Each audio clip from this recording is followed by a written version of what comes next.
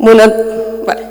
Buenos días, mi nombre es Reme Vélez Izquierdo y soy enfermera. He venido a exponer mi estudio cualitativo fenomenológico sobre el síndrome de Ehlers-Danlos y cómo afecta a las personas que lo sufren en relación con su autoimagen. Para empezar, primero vamos a abordar un poco definiendo el mundo de las enfermedades raras. Se trata de un problema de salud y de interés social, trastornos crónicos graves e incapacitantes que tienen una incidencia de menos de 5 casos por cada 10.000 habitantes. En este mundo, en este área, es muy importante incorporar el concepto de sobrecarga del cuidador, que se define como el conjunto de problemas físicos, emocionales, psicológicos, sociales y económicos que acarrean las personas que están a cargo del cuidado de todos estos afectados.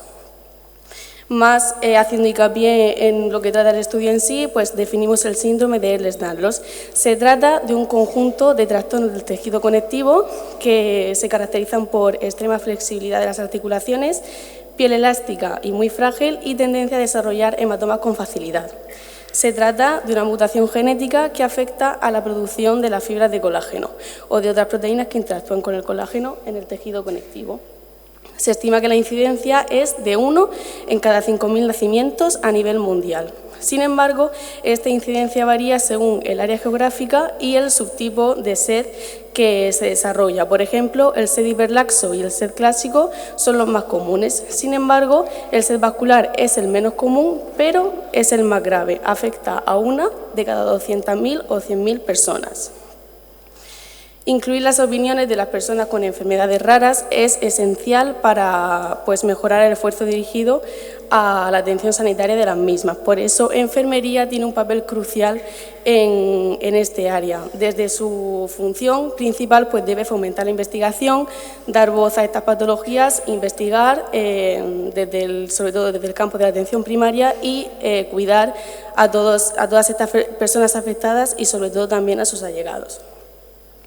El objetivo general de este estudio ha sido comprender en profundidad cómo los pacientes con síndrome de Ehlers-Danlos experimentan su autoimagen en relación en el contexto de su vida diaria y su interacción con las demás personas.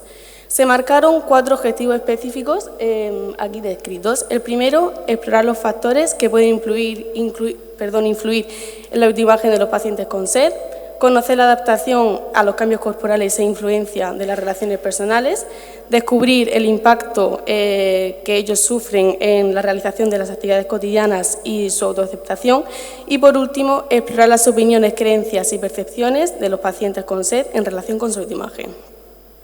Se reclutaron los participantes del estudio por medio de la Asociación Nacional del Síndrome de Ehlers-Danlos e Hiperlaxitud de España, por medio de un muestreo intencional. Dicha asociación fue la que facilitó el consentimiento informado y la hoja informativa a cada uno de los participantes, elaborados por la investigadora.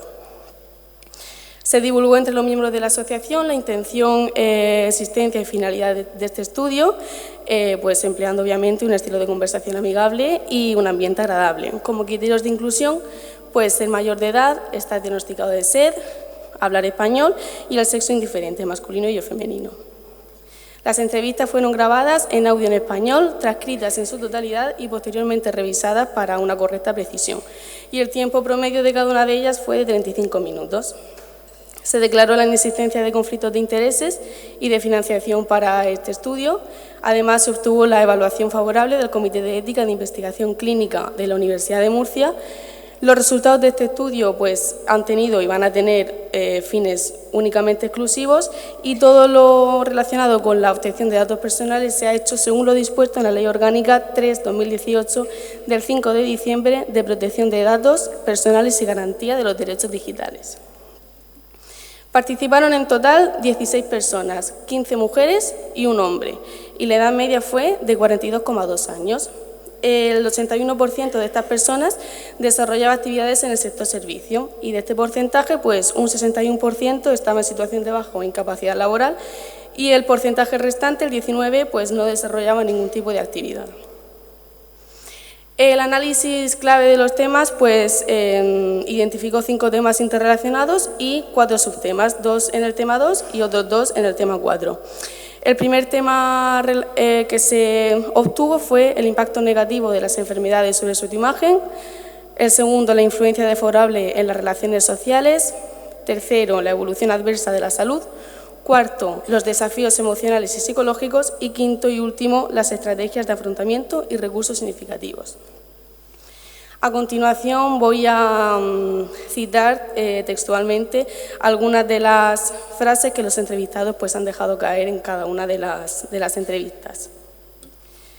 Te miras al espejo y ves el aspecto de tu cara, como enfermiza y envejecida, y ves como un deterioro físico y pérdida de peso.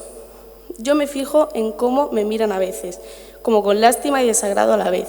Solo ven la enfermedad, no me ven a mí. Es muy incómodo y desagradable. Y me daba mucha vergüenza, porque no podía ni aceptarme, porque era, pues eso, me veía de pesar 54 kilos a pesar 12 kilos más de golpe y arrastrando la enfermedad. No me reconocía. He llegado a pesar 100 kilos, ya te puedes imaginar. Eso hasta los 30 y algo. No te dicen, pero los ves. Y el hecho de llevar un corsé en la adolescencia, de los 12 a los 17, con unos hierros que te aguantan la cabeza, pues te puedes hacer una idea, en la adolescencia fue duro. ¿Te imaginas con 15 años y todas las rodillas con grandes cicatrices? Yo encima tenía que llevar uniforme. Y todas las mañanas antes de la clase me maquillaba las piernas porque quería llevar falda como mis compañeras. Los amigos llega un momento que desaparecen, porque como no puedo seguir haciendo lo que hacía con ellos, por ejemplo, las excursiones y tal, pues hay grupos de amigos que han desaparecido. La enfermedad te limita la vida, las opciones laborales y las relaciones personales, poder mantener el ritmo de los amigos, porque la gente huye, ¿sabes?, de las enfermedades. Los amigos no se adaptan a tus necesidades y a tus condiciones. Yo al final he acabado reduciendo mucho mis relaciones. Yo me percibo fatal, me he tirado años sin mirarme al espejo y porque he ido al psicólogo y he trabajado un poco la autoestima y esto, pero yo paso por épocas que me doy asco. Esto no tiene fin y eso te afecta a la autoestima un montón. Ha evolucionado a peor, estoy mucho más inflamada, más torcida y luego están las manos, madre mía. Es un dolor crónico y luego ya tienes momentos de crisis, de dolor agudo con semanas peores. Al principio de todo, creo que mi cuerpo y mi mente ya dijeron hasta aquí. Hay momentos en los que digo, venga, hoy salgo y tal, hoy me arreglo más, hoy me cuido y me pongo guapa, hoy como antes. Pues me miro a los ojos y digo, bueno, qué mala cara tengo. Me echo una cremilla que me hace un poco así y ya está, para adelante. Te adaptas tu día a día a lo que te va surgiendo, porque yo creo que te levantas una mañana y no sabes si te va a doler o si va a ser un día estupendo. Cuidarme, voy a terapia psicológica. Ahora, por ejemplo, me apunto también a meditación, actividades por las tardes, empezar a socializar. Que no me paso el día sola. Eso también me ha hecho mucho, bailar, el sentirme que yo a mi manera puedo bailar. Eso también me hizo verme mejor. Estar en un grupo de ayuda mutua, socializar, mindfulness, ir al psicólogo, al terapeuta ocupacional, caminar, por supuesto participar en la asociación, el día a día sabiendo que tienes unas energías y que tienes que gestionarlas porque no hay más. Bueno, como punto último de esta exposición acerca de este estudio, pues recalcar que los síntomas principales pues, son el dolor crónico y la fatiga, que esto acarrea numerosos problemas psicológicos y emocionales, ya sean depresión, ansiedad, falta de confianza en uno mismo o desilusión, entre otros, y que pues, esta limitación para seguir una rutina diaria, entre comillas, normal, pues propicia en la mayoría de los casos el aislamiento de todas estas personas afectadas. Y por último, recalcar que el apoyo social y familiar son ámbitos, por no decir de los más importantes, y que los grupos de apoyo y los grupos de pacientes pues, han demostrado ser verdaderamente efectivos a la hora de que los pacientes pues, compartan su experiencia, sobre todo acerca del dolor crónico. Y con esto pues, termina la exposición acerca de este estudio. Muchísimas gracias por escucharme.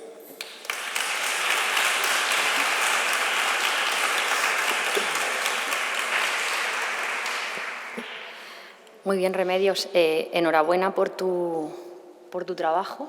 La verdad es que me gustó mucho recibir este tipo de trabajos porque representa también un poco lo que es este congreso, ¿no? Que realmente conseguimos aunar a profesionales y a personas en todos los ámbitos de la vida de un paciente con enfermedades raras, en todas las áreas, y también que empiece a haber trabajos que se exploren este área, ¿no? El área de la autoimagen, de cómo uno se siente, pues es un área que cada vez somos más conscientes todos los profesionales, pero que debemos también considerar mucho cuando atendemos a un paciente. Este congreso nos ayuda a humanizar, a implicarnos, ¿no? A sensibilizarnos, y por tanto me pareció una comunicación muy adecuada y muy bonita. Enhorabuena. No sé si alguien quiere hacer algún comentario. Si os sentís como yo, orgullosos de que haya comunicaciones de este tipo, ¿verdad? Yo creo que refleja y es muy importante que estemos aquí en este momento viendo este tipo de trabajos. Pues nada, enhorabuena. Muchas gracias.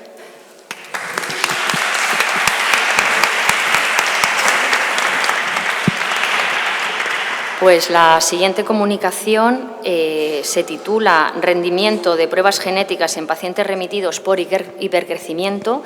La remitió la doctora Marta Torres Díaz, que es médico residente de pediatría del Hospital Materno Infantil de Badajoz. Por no poder venir ella, lo va a presentar María José Sánchez Soler, de la sección de genética médica del Servicio de Pediatría de nuestro hospital, de Virgen de la Risaca, puesto que esta chica hizo este trabajo pues, cuando hizo una rotación con nosotros para completar su formación. Hola, buenos días. Yo voy a presentar este trabajo que hizo Marta durante su rotación en la sección de genética médica con todo el equipo de la sección, en el que queríamos hacer una caracterización clínica y valorar el rendimiento diagnóstico de las pruebas genéticas en una cohorte de pacientes remitidos por hipercrecimiento. Entonces, recordar que la talla es un rasgo poblacional de herencia, en el que influyen múltiples factores genéticos, epigenéticos, hormonales, ambientales.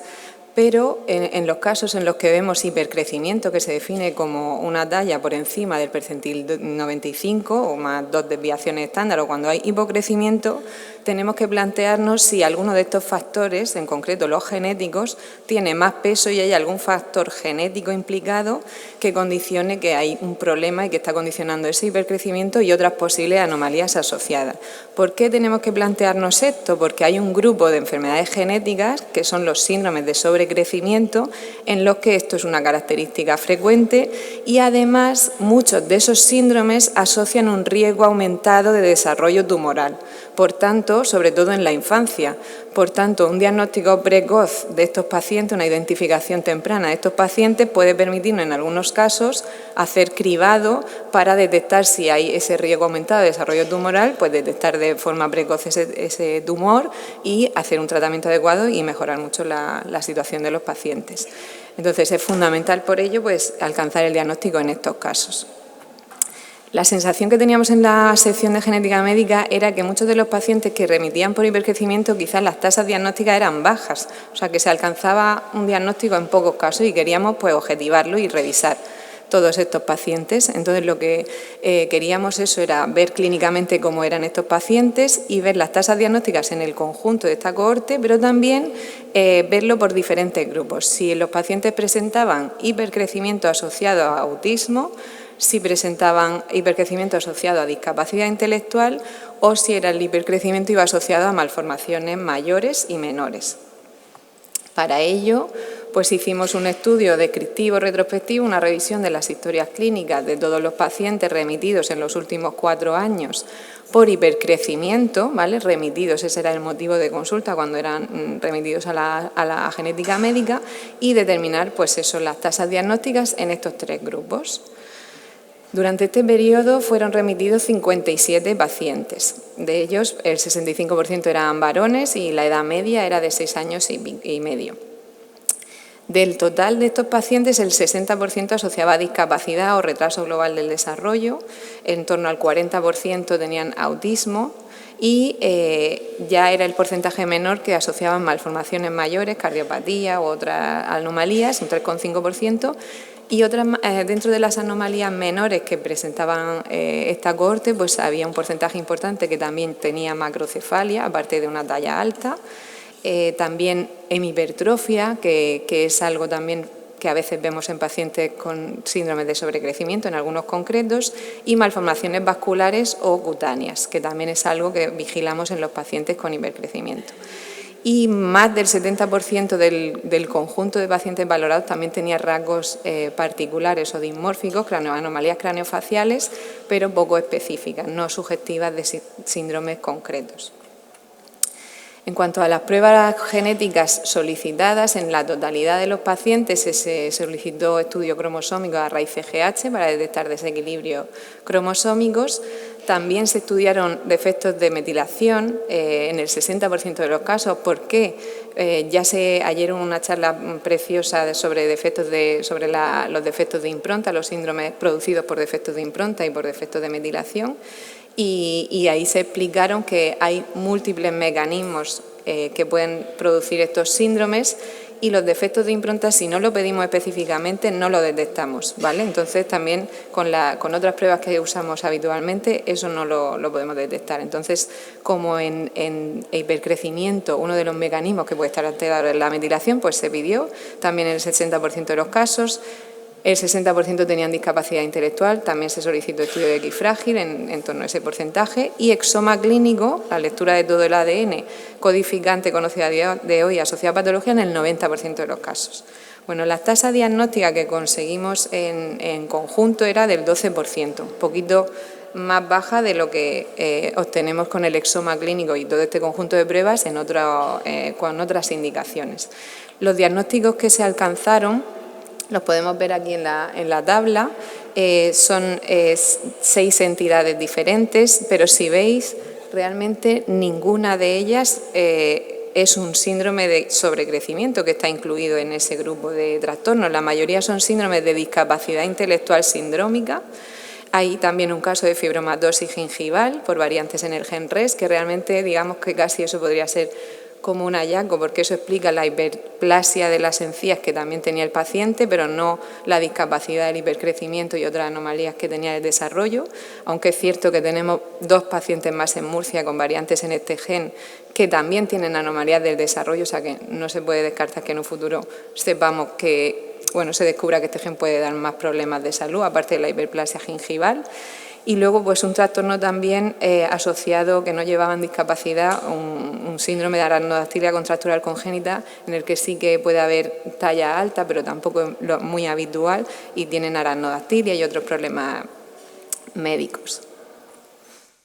Entonces, si vemos las tasas diagnósticas en los distintos grupos, pues sí que llama la atención que en el grupo de pacientes con hipercrecimiento y trastorno del espectro autista la tasa diagnóstica fue del 0%, ¿vale? En la mayoría de los casos de niños con autismo aislado, sin otras malformaciones o anomalías morfológicas o subjetivas de un síndrome concreto, es cierto que la mayoría de los casos se cree que hay múltiples factores implicados. En este grupo no se detectó ninguna alteración genética.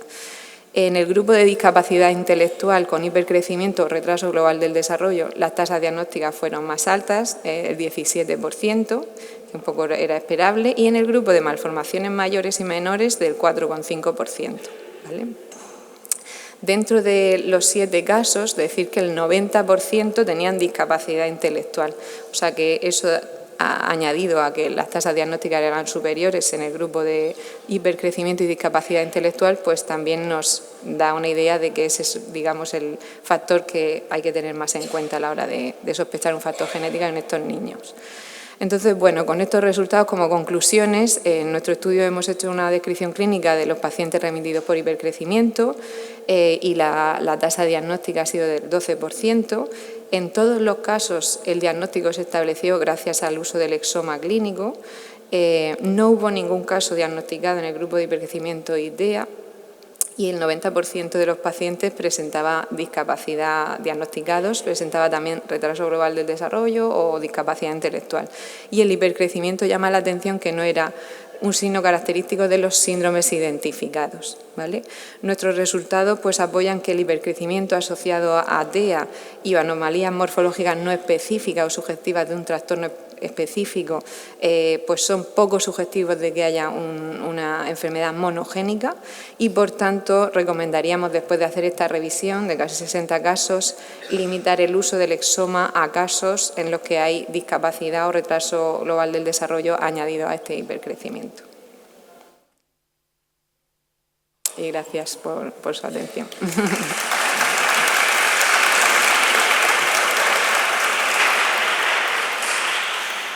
Muchas gracias, María José, por presentar este trabajo. ¿Alguien tiene algún comentario, pregunta o duda respecto a esta exposición? No, vale. Esta comunicación refleja, ¿no?, también la investigación clínica que se hace, que la investigación siempre pensamos, ¿no?, en el laboratorio, las comunicaciones de ayer, las ponencias, que bueno, es increíble, yo las disfruto, necesitamos esos profesionales trabajando para encontrar, ¿no?, bases fisiopatogénicas de las enfermedades, estudios moleculares, modelos animales, pensar en nuevos tratamientos, pero no nos olvidemos de la investigación clínica, ¿no?, lo que hacemos los médicos genetistas, que realmente en nuestro día a día también pues nos planteamos dudas. Oye, pues los pacientes con estos síntomas, los estudios, salen protocolos internacionales, publicaciones de pues pacientes con esta sintomatología, rendimiento diagnóstico, utilización de pruebas. Entonces nosotros hacemos investigación clínica todos los días, nos planteamos cada vez que tenemos un paciente delante qué síntomas tiene, qué conozco yo, qué pruebas se pueden hacer, cuáles debo solicitar, ¿no? Todo esto es un trabajo muy importante que hacen del área de la genética, pues los médicos genetistas, y esto refleja pues lo que hacemos de forma continua. Revisamos un tema que nos inquieta, revisamos algo que en el día a día nos está generando alguna duda, aprovechamos y sacamos conclusiones en nuestra forma de trabajar. Y también se demuestra lo que ha comentado muy bien María José, ¿no?, que ayer con las charlas de imprinting, claro, esas pruebas o las pide alguien que está viendo al paciente, o el médico que está viendo al paciente piensa y lo pide, o al laboratorio jamás le va a llegar esa petición. Y el laboratorio le va a llegar un exoma que va a ser negativo y el paciente tiene un Angelman, un Prader-Willi, un Silver-Russell y no se está diagnosticando porque no estamos pidiendo la prueba que toca. Yo aprovecho para hacer educación sanitaria, ¿no?, también, o sea... Yo claro, quería hacer también un comentario. Sí, venga, pues ¿sí? tú que eres la protagonista. Respecto a lo que decía Mari, eso que también... al final los recursos son limitados, ¿no? Tenemos en Murcia una situación privilegiada que podemos solicitar muchísimos estudios genéticos, que en otras comunidades no es así para nada. Entonces también el optimizar qué pacientes se pueden beneficiar de los estudios y cuáles no, porque son otros factores implicados, pues para optimizar los recursos que tenemos, ¿no? Entonces en este caso, pues esta revisión también nos ha permitido pues ver que quizá pues un porcentaje importante de estudios que por ejemplo que son complejos y que son muy caros, como el exoma clínico, pues quizás se pueden dirigir a otros pacientes que se puedan beneficiar más de esta prueba, y en algunos casos no es necesario hacerlo, que eso al final también pues son pues costes, que esos recursos, ¿no?, pues tenemos que dirigirlos a otras múltiples necesidades que hay siempre alrededor de los pacientes con sospecha de enfermedad rara. Entonces, y que también pues somos gestores de nuestra atención. Y yo quería decir eso, que no está la prueba genética, ¿no?, que a veces viene un paciente a genética médica, vengo a que me haga la prueba, vengo con el brazo para que me hagan la analítica. Ojalá hubiera la prueba genética. Nosotros que hacemos mucha educación, como expliqué ayer en las universidades, y también damos talleres a compañeros y profesionales, lo primero que hay que ver es qué estoy sospechando en el paciente, qué base genética tiene esa entidad que estoy sospechando y, por tanto, en función de eso, qué prueba genética es la que tengo que pedir. Es que si estamos pidiendo pruebas que no son las que tocan para diagnosticar esa entidad, no estamos diagnosticando. Y eso es muy importante. La gente no cae, por ejemplo, tú vas al urólogo, tienen que verte la vejiga y de repente te están pidiendo una ecocardio. Te chirría, ¿no? Y dices, qué tontería, me están mirando el corazón. Pero como de genética no sabe nadie, se hacen cosas de este grado para nosotras. Es decir, estás pidiendo un exoma en un paciente con un fenotipo de Beckwith, por ejemplo, no tiene ningún sentido. Pero como de eso se sabe menos, pues claro, a la persona le chirría menos. Nuestra labor como genetistas médicos es formar a los profesionales, tal, a decir, oye, no es una prueba genética, hay que aprender qué es lo que causa esa enfermedad, qué prueba tengo que pedir para diagnosticarla. ¿Vale? Bueno, muchas gracias, María José. Sí.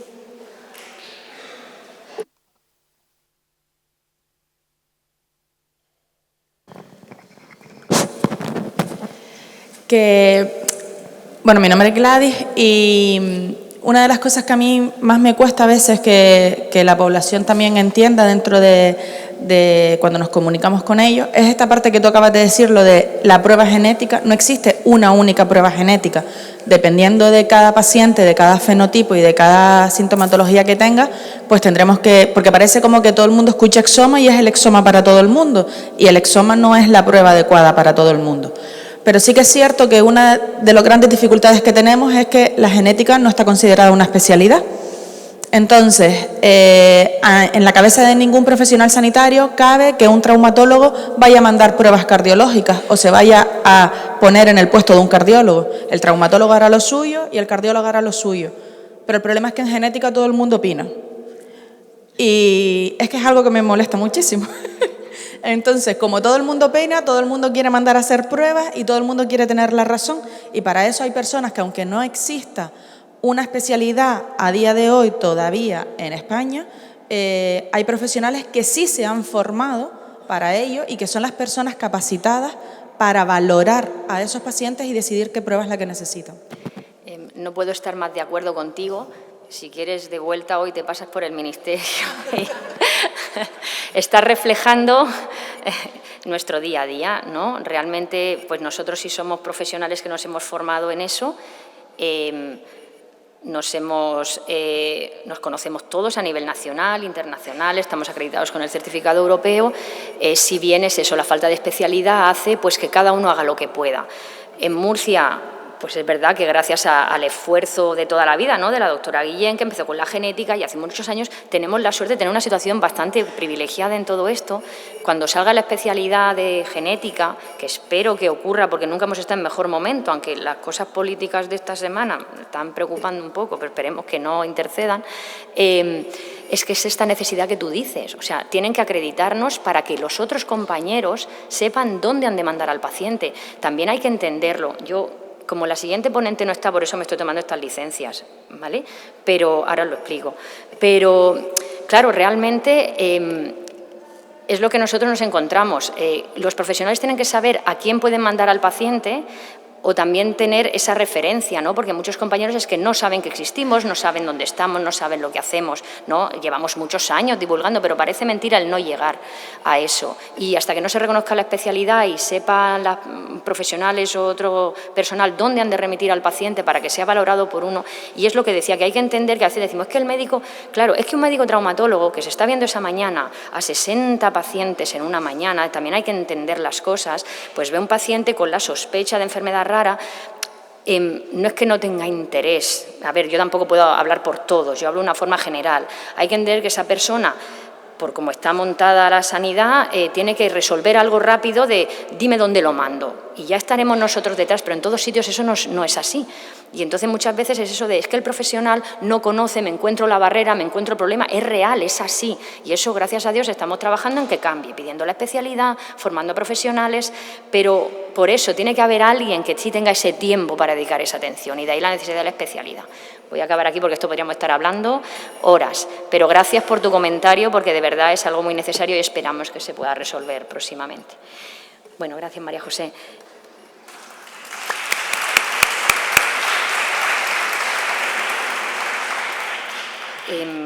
La siguiente ponente, que realmente exponía las dos comunicaciones orales que quedan, era la misma persona, que es Beatriz Obés, médico residente de familia de un centro de salud de Cartagena, que por motivos personales no ha podido llegar todavía. No sabemos si llegará posteriormente y podremos resolverlo.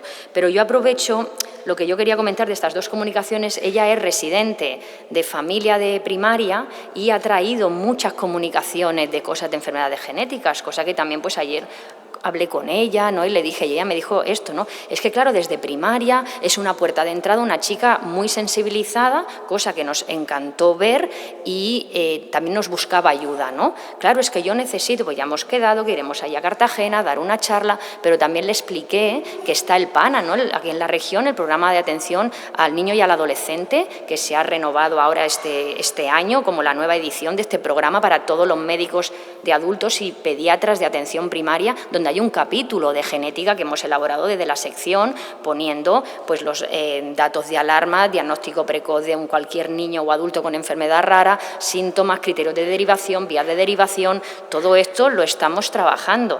Entonces, por un lado, frustración porque dije, si esto está hecho, ¿por qué tú no lo sabes? Pero, segundo, apertura a esperanza y a relaciones que le dijimos, bueno, tú no te preocupes, nosotros vamos cuando quieras o hacemos una reunión con primaria de Cartagena y organizamos esto.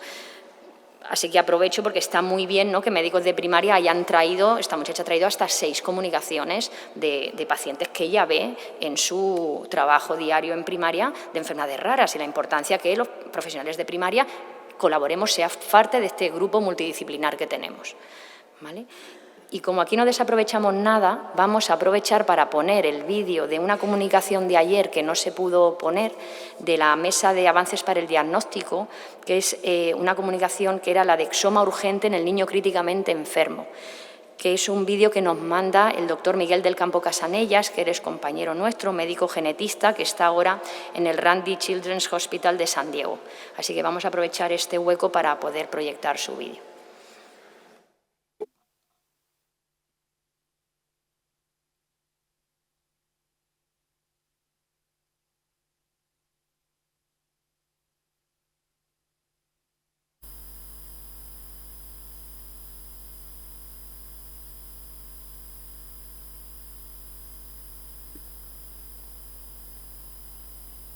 Hola, muy buenos días desde San Diego, California. Un día tarde, parece.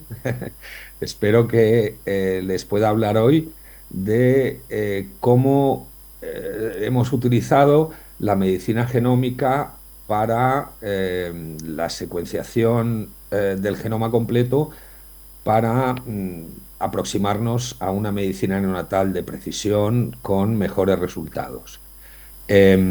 Yo tiendo a enseñar diapositivas bastante cargadas, además están en inglés, o sea que escúchenme y después miren a las diapositivas para los datos que no son tan importantes. Muchas gracias por invitarme, de verdad. Me parece maravilloso que esto además se esté celebrando en Murcia, que como sabéis es sin ninguna duda con la doctora Guillén y todo el equipo de genética un gran baluarte de las enfermedades raras en España, del cual tengo pues muchísima admiración. O sea que gracias por invitarme a este congreso. Yo no tengo conflicto de intereses ni con Illumina, ni de hecho me paga el Instituto de Medicina Genómica, sino que es el Departamento de Pediatría. O sea que, en principio, mi presentación debería ser objetiva en relación a esto. Me gustaría empezar con un ejemplo, y la razón principal es porque yo creo que el ejemplo, con un poquito de detalle, nos da una idea bastante clara de cuáles son las diferentes dificultades y las grandes ventajas de haber secuenciado el genoma en este paciente. Este era un niño de 4 días que nació a las casi 36 semanas, que tenía diagnosticado prenatalmente un retraso de crecimiento importante con una microcefalia. Se descartaron las infecciones connatales dentro de la medida de lo posible y el niño nació con unos parámetros de crecimiento bien por debajo y una cabeza con un Z-score de casi -5, o sea, extremadamente microcefálico. Se trataba de un niño que no tenía grandes rasgos dismórficos, tenía un poquito de calvicie bitemporal, las suturas estaban abiertas, lo cual iba en contra de una craneosinostosis, de una enfermedad del hueso, tenía una mandíbula un poquito pequeña, un cuello corto, un poquito alado, y curiosamente las articulaciones distales, las manos, tenían un poquito de dificultad para la extensión completa, que parecía relacionarse más con la piel que de hecho con la movilidad de los tendones y de la articulación en sí. Además de eso, veíamos también un poquito de piel tensa o de pterigium en la axila. Pero estos detalles del examen dismorfológico pues, eran un poquito distintos de la categoría de enfermedad que pensábamos, que eran las microcefalias graves o primarias, y en este caso con retraso del crecimiento veremos tipo Seckel. El paciente era hipertónico y desarrolló a los 3 días de vida una ictiosis clara. La resonancia fue muy poco específica, nos dijo que había una simplificación de los giros y con una microcefalia, también consistente con las microcefalias primarias, y no había convulsiones en ese momento. Siempre nosotros pensamos que este paciente estaba dentro de las microcefalias primarias.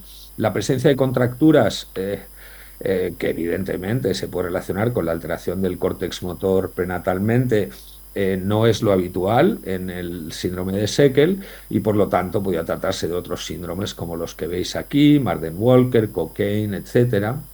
Y es verdad que se nos ocurrió la posibilidad de que hubiera una dermopatía restrictiva o una alteración en la piel característica de lo que llamamos el neolaxova, pero desde luego el paciente era muy poco dismórfico y no tenía en absoluto la piel con la ictiosis del síndrome de neolaxova grave.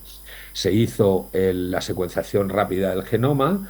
La evaluación oftalmológica detectó cataratas y microftalmia, lo cual tampoco es habitual en las microcefalias tipo Seckel, y el informe preliminar, que de hecho llegó pues a los 3 días, era que se encontraron 2 alteraciones en el gen PSAT1, que una de ellas al menos parecía probablemente patogénica, y que causa microcefalia a través de una alteración en el metabolismo de serina, causando un déficit de serina en el sistema nervioso central y en general.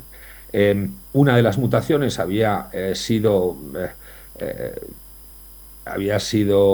identificada en un paciente con neolaxova, y la otra, que estaba en el otro progenitor, no había sido previamente identificada. Por eso fue una variante de significado incierto. Realmente, en este caso, tenemos una manera muy fácil de comprobar cuál es la patogenicidad de las mutaciones, y es que existe el marcador bioquímico, y pedimos los aminoácidos de plasma y de líquido cefalorraquídeo. Y como se trataba de un déficit de serina, y la suplementación con serina y glicina, veremos, está comprobado que tiene un efecto positivo, pues se inició el tratamiento a la vez que se tomaban las muestras, y se hizo una sesión de consejo genético con los padres para que entendieran cuál era el diagnóstico. El tratamiento de los déficits de serina son la suplementación con serina muy temprana, incluso en algunos casos prenatal, la suplementación con glicina y el ácido fólico. Realmente, tanto los aminoácidos en plasma como los aminoácidos en líquido cefalorraquídeo demostraron claramente el déficit de serina muy importante, aunque la realidad es que ni siquiera existen valores mínimos estándar publicados. Y lo que llama la atención es que, aunque evidentemente el cribado metabólico es ampliado aquí en Estados Unidos, pues unos niveles bajos de serina no los informan. Este era el paciente, y quizá, y tampoco lo podemos enseñar muy bien, lo único característico, aparte de esa mandíbula un poquito pequeñita, es que parecía haber estas contracturas distales, sobre todo los cuartos y quinto dedos, que eran reducibles y sobre todo con una piel tensa.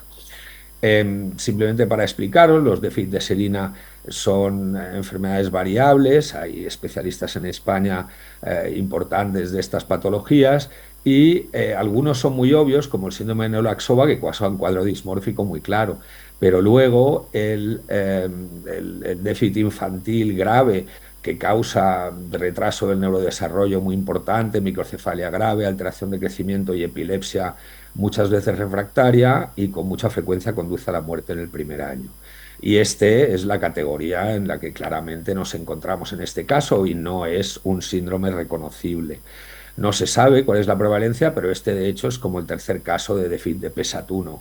Y las otras enzimas causan el déficit de serina con mayor frecuencia, y los problemas son estos: una parálisis, una cuadriplegia espástica grave, con retraso del desarrollo, convulsiones, microcefalia y muerte con una cierta frecuencia en los primeros meses de vida. Solo se han descrito 3 casos de deficiencia de PSAT.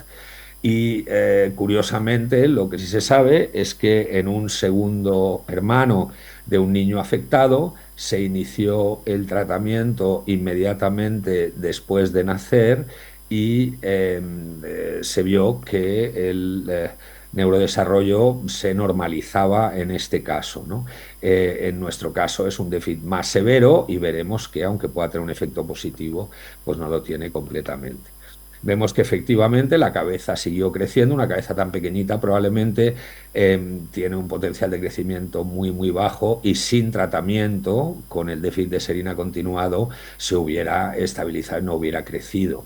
El paciente, además de eso, no ha tenido convulsiones y tiene un desarrollo psicomotor alterado, pero claramente mucho más favorable y no parece que tenga riesgo de muerte o de incluso de enfermedad grave durante el primer año de vida. Curiosamente, además de esto, nos encontramos con que el paciente tiene o parece tener además probablemente una miopatía anemalínica que comparado con el déficit de serina es mínimo, pero que también puede influir en el desarrollo motor de este paciente. ¿Por qué en este caso la utilidad clínica es obvia? Uno, el diagnóstico no se sospechó. Yo no lo sospeché, aunque evidentemente lo pusimos dentro del diagnóstico cerebral. Dos, no se hubiera reportado en el cribado neonatal. Tres, puede tener un impacto muy grave en la salud y en el desarrollo. Es una enfermedad muy rara, pero ya veis que con 3 casos de déficit de esta enzima. El diagnóstico rápido, desde luego, evita una odisea diagnóstica muy prolongada. Hay un tratamiento disponible que es seguro, efectivo y barato. El tratamiento es útil y es útil cuando se da pronto y no tarde. Y existen recomendaciones claras de cómo cuidar a estos pacientes y además de eso nos proporciona el diagnóstico la posibilidad del consejo genético para una enfermedad autosómica recesiva. Con lo cual tenemos muy claro en este caso por qué la utilidad clínica de haber hecho la secuenciación del genoma rápido en todos estos casos. El diagnóstico clínico no lo consiguió y el impacto en el seguimiento y tratamiento de su salud es enorme y además es tiempo dependiente, es decir, cuanto más precoz, pues mejor. Y a partir de ahora no voy a definir más la utilidad clínica porque creo que la tenéis con este caso. ¿Cuáles son los objetivos de los datos que os voy a presentar de lo que sabemos de la implementación del uso del genoma en cuidados intensivos neonatales? Entender por qué los cuidados intensivos neonatales probablemente pueden beneficiar de estos estudios. Dos, entender qué nos han mostrado los ensayos clínicos o los ensayos que se han realizado y publicado en la UCIN con genoma clínico. Discutir la utilidad clínica, entender que existen todavía una serie de retos y ver cómo realmente la secuenciación del genoma puede acelerar también el descubrimiento, la investigación, el conocimiento de los fenotipos en periodo neonatal, que de muchas enfermedades no los conocemos. Entonces, sí que hay que entender que todo esto se enmarca dentro de la global medicina de precisión, que hubo una iniciativa de medicina de precisión anunciada por el presidente Obama en 2015, que muchos de los proyectos que se están financiando van en esta dirección y la extensión, de hecho, del conocimiento público de esta medicina de precisión es importante. ¿Cuál es el cambio de paradigma? Pues realmente de un diagnóstico que suele tardar 5 años con 7 especialistas, pues realmente puede transformarse en un diagnóstico muy precoz. Y esto, aunque son enfermedades muy raras, y no tengo aquí que explicárselo a ustedes, pues aunque son 7.000 enfermedades, todas muy infrecuentes, pues afectan al 2,5% de los niños y el 70% empiezan en la infancia, con lo cual, qué mejor que el periodo neonatal. ¿Qué es particular del periodo neonatal? Parece como que cuando tenemos un neonato grave, además es tan pequeñito y tan vulnerable, que deberíamos dejarlo todo para ayudarle. Las decisiones con mucha frecuencia se tienen que tomar muy, muy rápido, porque cualquier también fallo terapéutico puede tener complicaciones muy claras. y además, pues claramente necesitamos resultados lo antes posible para entender mejor y poder tratar al paciente. ¿Qué dificultades tiene la aproximación tradicional? Bueno, evidentemente el estatus clínico del paciente hace que nos tengamos que dar prisa. El examen dismorfológico puede ser muy difícil debido a todos los artefactos que tenemos. Además de esto, con mucha frecuencia no tenemos a la familia, porque es tan precoz, para explicarnos o decirnos si existen algunos datos de la historia familiar o de la historia médica previa que nos puedan ser útiles. Y nos encontramos con un paciente grave con el cual tenemos que actuar y no sabemos cómo. Entonces, ¿cuáles serían las razones para el estudio genómico? Una, hacer el estudio más pronto, para diagnosticar más pronto, iniciar el tratamiento y de esta manera pues intentar mejorar los resultados, la supervivencia y la morbilidad en muchas de estas enfermedades. ¿Cuál ha sido un poquito el calendario de estos avances? Pues básicamente en el año 2012 se producen los primeros reportes del estudio de secuenciación de genoma completo en la unidad de cuidados intensivos neonatales, con un genoma completo que se pudo secuenciar en 50 horas en una cohorte y se hizo en una cohorte de 7 niños. En el 2018 empiezan los primeros estudios randomizados controlados, RCTs, que fue el NSIGHT-1, en el cual pues, se compara el estudio genoma completo con el estándar de cuidados habituales. De hecho, el estudio se terminó por falta de equipamiento, pero dio lugar los resultados positivos a estudios más complejos, multicéntricos, etcétera, que han terminado con múltiples estudios randomizados controlados publicados que parecen demostrar una buena tasa de detección y una clara utilidad clínica, sirviendo a los propósitos que hemos mencionado. Curiosamente, pues ahora ya sabemos que existe un récord Guinness nuevo, que lo tuvimos en mi hospital un tiempo, pero que Stanford lo tiene ahora en 5 horas y 2 minutos para hacer un diagnóstico genómico, no solo secuenciar, sino hacer el diagnóstico. Y también sabemos que se ha conseguido en situaciones clínicas tratar una enfermedad metabólica en 11 horas basándonos en el estudio genético. Entonces el NSIGHT-1, que era? Pues era un estudio que a todos los neonatos de los cuales no tenemos explicación, es decir, los que no tienen hiperbilirrubinemia o prematuridad o otro tipo de cosas que claramente, o una infección, que claramente son adquiridas, no son genéticas, pues los randomizábamos para realmente unos hacer estudio de genoma completo y en otros pues que tuvieran una consulta genética, que se le pidieran las pruebas concretas y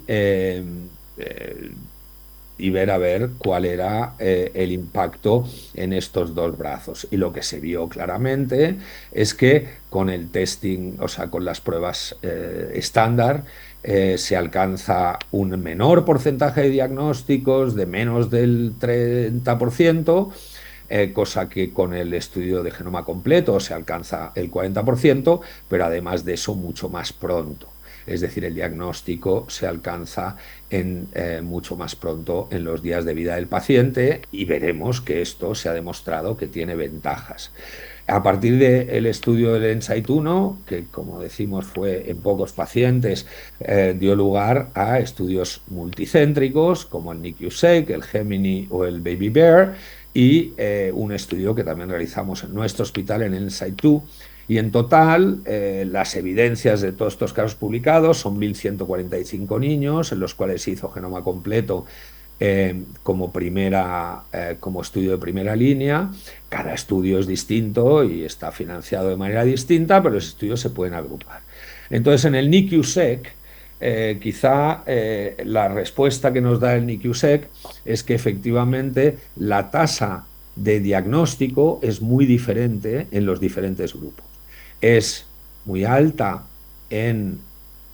curiosamente, cuando hay una sola manifestación clínica, y yo creo que aquí la más importante de todas es la epilepsia, es decir, una encefalopatía epiléptica precoz que no conocemos, o una enfermedad neurológica grave como una parálisis cerebral grave inmediata. En estos hay una tasa diagnóstica bastante alta. En los síndromes de anomalías congénitas múltiples también, pero menos, y curiosamente en las anomalías mayores aisladas, como siempre hemos sabido, muchísimo menos. Esto ya nos da una idea de en cuáles de aquellos puede ser más útil. Después os mostraré cómo en las anomalías congénitas múltiples la aproximación estándar, que es la visita del genetista, y el diagnóstico más diferido puede ser perfectamente aceptable, pero curiosamente en estas alteraciones tipo epilepsia y que necesitan un tratamiento preciso, pues el estudio del genoma completo puede ser más útil. Aquí, en este estudio, también se determina cuál es el impacto de cómo lo hacemos de pronto. Existe un brazo temprano, de secuenciación temprana, y un brazo más alargado. En principio, sabemos que el cambio de manejo, es decir, la utilidad clínica en términos de cambio de manejo, pues es el doble en el estudio precoz a los 60 días. Es decir, cuando se hace el genoma completo, tenemos la posibilidad de cambiar el manejo más precozmente, ¿vale? Pero lo que también es importante es que este cambio de manejo y la eficacia diagnóstica también se alcanza cuando hacemos el tratamiento tardío, lo que pasa que podemos cambiar el manejo más tardíamente.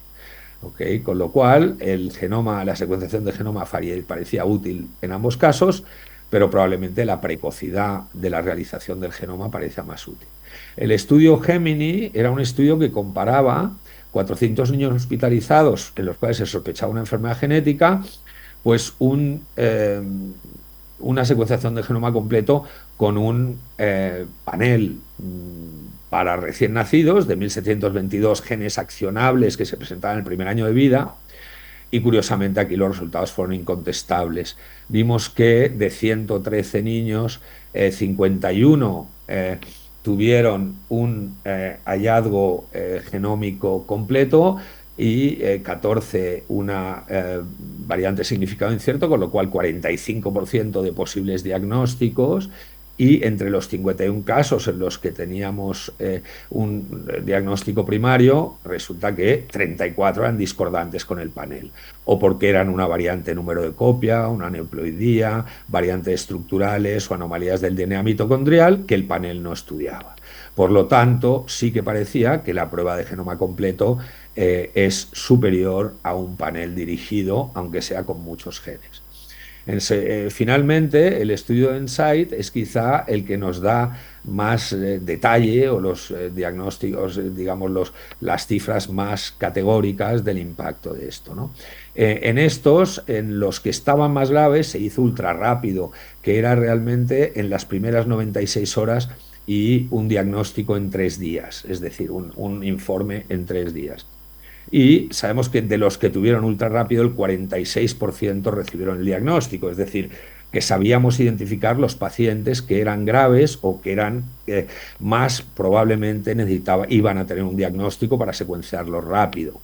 Y en principio reconocimos los médicos implicados la utilidad clínica en el 71% de los casos, tanto para los positivos y negativos. Dejadme que os enseñe un par de cosas.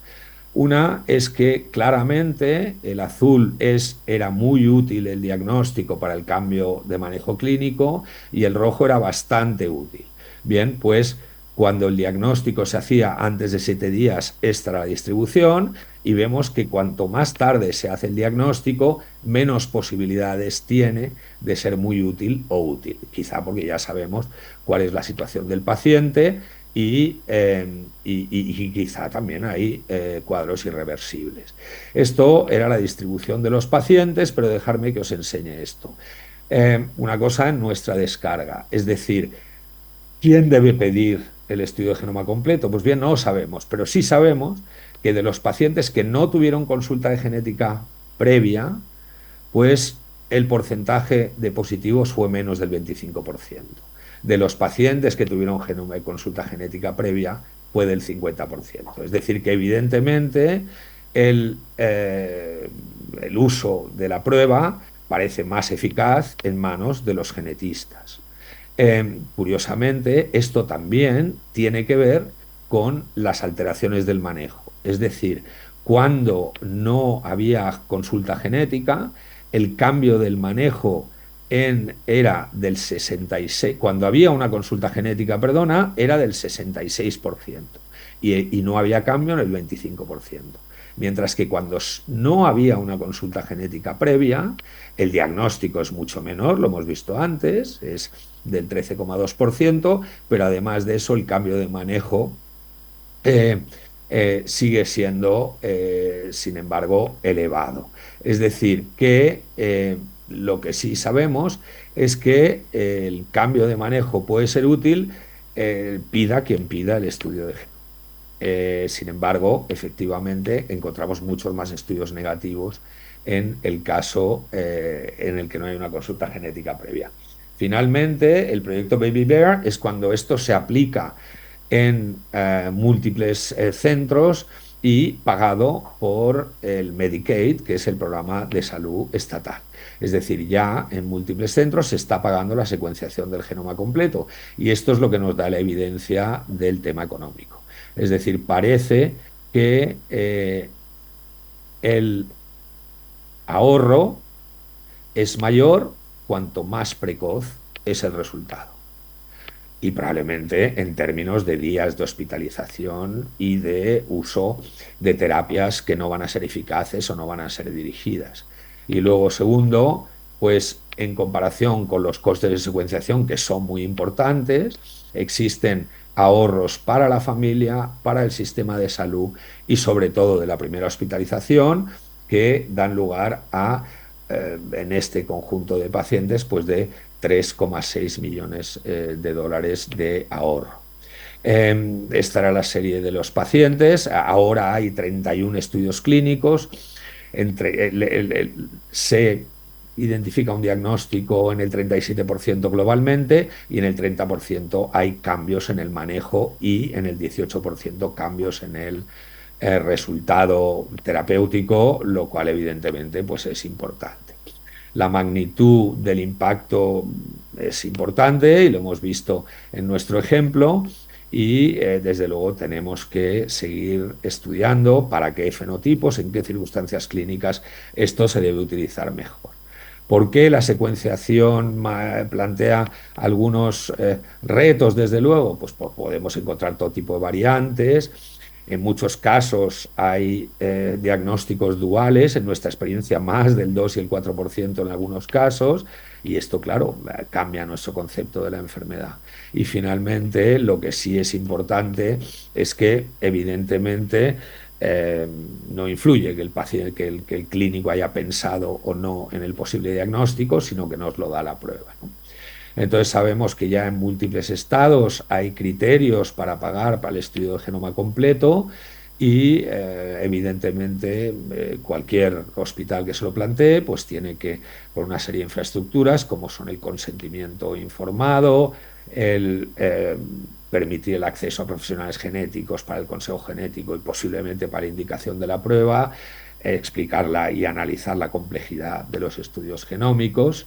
Evidentemente, quién lo debe pedir no lo sabemos, pero sí sabemos que la disponibilidad de la genética clínica no es tan clara en todos los casos, y por lo tanto pues los médicos de cuidados intensivos deben ser capaces de pedir, de solicitar estas pruebas, particularmente en aquellas enfermedades monosintomáticas en las cuales el genetista no va a aportar nada, como una encefalopatía epiléptica en un niño no dismórfico. Entonces, las direcciones en el futuro pues son, desde luego, entender o reducir la incerteza, ¿no? Menos resultados inciertos, aplicar técnicas que nos permitan determinar si las variantes son de verdad patogénicas o no, con secuenciación de RNA, etcétera, y ir aprendiendo y también ir entendiendo, por supuesto, la farmacogenética para los tratamientos, y poder proporcionar el consejo genético adecuado. Y esto, desde luego, nos está ayudando a entender la etiología de enfermedades muy letales, muy precoces que no conocíamos, entender los fenotipos, como decía, muy precoces de los síndromes que nunca diagnosticamos en niños muy bebés y, por supuesto, pues dar la posibilidad de posibles tratamientos y tratamientos muy precoces.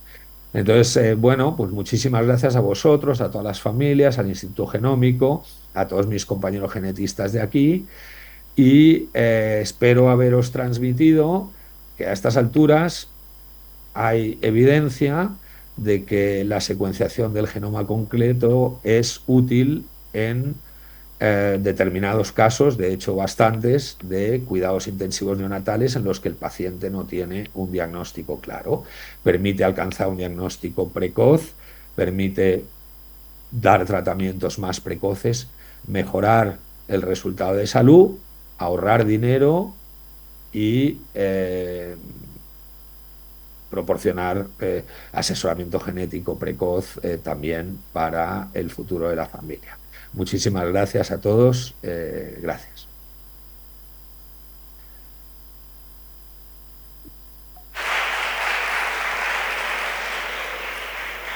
Bueno, qué gran presentación, qué gran comunicación, ¿verdad? 30 Hola. segundos cojo antes de... ¿Es que está conectado? No, perdón. Pasamos ya a la siguiente mesa, pero solo decir eso, ¿no? Fijaros lo que le está diciendo. Nosotros decimos diagnóstico precoz, hay que acabar con la odisea diagnóstica, por supuesto. Solemos hablar siempre del screening neonatal, que como hemos visto es una herramienta muy eficaz y eficiente y que en Murcia, ayer lo decía, ¿no? Lo bien que estamos, la cantidad de enfermedades a nivel nacional que se ven en el screening neonatal. Pero que el screening neonatal va a detectar de las enfermedades raras, que el 80% son de causa genética, va a identificar alrededor de un 5%. El 75% restante no está en el screening neonatal. ¿Quién se encarga de ese diagnóstico precoz? La genética médica, ¿no? En la atención al niño críticamente enfermo. Entonces, él es compañero nuestro, que hace unos días que está en San Diego. De hecho, ahora nuestra residente de especialidad está con él en una estancia de un mes allí y estamos deseando que vuelva para contarnos todo cómo enfocan. Pero decir también que a nivel nacional, en España, ya hay un proyecto del estudio del niño críticamente enfermo, que la IP de este grupo es María Palomares, del INGEM de Madrid, donde ya podemos realizar este tipo de estudios, ¿no? Cuando nace un niño, no solo él lo enfoca mucho neonatal, porque es verdad que son esas enfermedades que podrían estar en screening, ¿no? Lo que si no hay un biomarcador, donde tú el diagnosticarlo muy, muy precoz en la primera semana de vida va a permitir el impacto, ¿no? De un tratamiento que modifique, pero nosotros lo estamos aplicando también en un niño críticamente enfermo, en UCI neonatal o en UCI pediátrica, ¿no? O un lactante con sospecha de enfermedad genética grave. Lógicamente, estamos haciendo este estudio ya, ¿vale? Vía este proyecto, y como este proyecto se acaba de poner en marcha a nivel de costes y esto, nosotros llevamos ya más de un año, yo creo, haciéndolo pues con vía derivación del estudio a un centro privado, ¿vale? Y sí estamos, yo creo, reduciendo mucho ese tiempo al diagnóstico en el niño críticamente enfermo, ¿vale? Y esto es muy importante. Pero vuelvo a ver el otro lado de la botella. No todas las enfermedades de origen genético debutan como una forma tan grave, tan llamativa en el niño, ¿no? Hay otras enfermedades que se manifiestan de otras maneras, de forma más leve, más sutil, y ahí hemos de seguir trabajando en pensar la enfermedad, en diagnosticar, o sea, para acabar con esas cifras de se tarda 10 años, ¿no? A lo mejor tú, si nuestra impresión es, hombre, nosotros los niños ahora creo que los estamos consiguiendo diagnosticar los que se puede mucho antes, pero es verdad que hay ese grupo otro de patología, de debuts más larvados o de debut en la edad más tardía, donde hemos de seguir trabajando. Pero bueno, la llamada es esa, o sea, la detección precoz, el diagnóstico precoz pasa también por los médicos que valoran a los pacientes, pensar en las enfermedades y la atención del genetista médico. Pues ya está, damos por concluida esta mesa de comunicaciones orales, y si no sé si en caso que la ponente pudiera venir, si en algún momento se encajarán. Venga, pues ya está.